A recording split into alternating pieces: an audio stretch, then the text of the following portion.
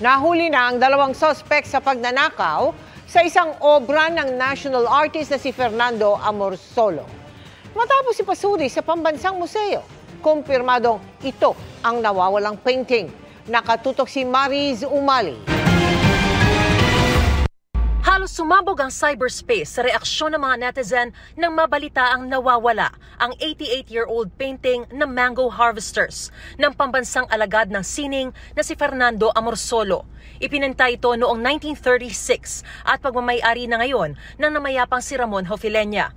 Nadiskubring nawawala ang obra nitong July 3 na ninakaw mula sa Hofileña Museum sa Silay City sa Negros Occidental base sa kuha ng CCTV. Matapos ang mahigit isang linggo, na-recover ito ng mga operatiba ng NBI at inaresto ang dalawang suspect. Kanina, dinalang naturang painting sa National Museum of Fine Arts para ipa-authenticate kung ito nga ang nawawalang obra ni Amorsolo. Matapos sukatin at sipatin ang kulay, teknik sa pagpipinta, pati ang pirma ni Amorsolo at taong nilikha ito. It's really in the style and appearance, so there's really no problem at all. I'm very comfortable with telling you and everyone that this is the missing painting. Laking tuwa at nagpapasalamat ang National Museum na nabawi na ito mula sa mga masasamang loob.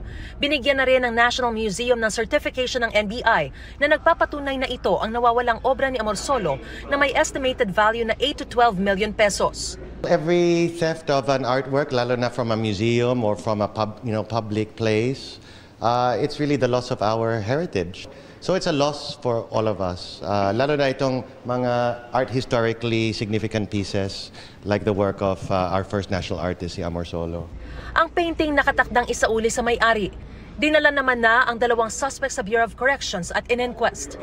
Hindi raw ito ang unang pagkakataong may ninakaw na napakahalagang obra na muling natagpuan. Pero dahil sa pangyayari raw na ito, nalalagay sa spotlight ang problema ng art theft sa bansa na importanteng matugunan dahil sa dami raw nito. Wala raw record ang National Museum kung ilan na ang mga nawawala, pero masasabi raw ni Director Barnes na marami na ito. Babala ng National Museum, wala rin daw patutunguhan ang pagnanakaw ng mga obrang ito dahil malalaman kung ito ay nakaw at pwedeng makasuhan kahit ang bumili lang. Payo ni Director Barnes, mag-set up ng CCTV at kunan ng lahat ng mga obra para madaling matukoy pag may ninakaw.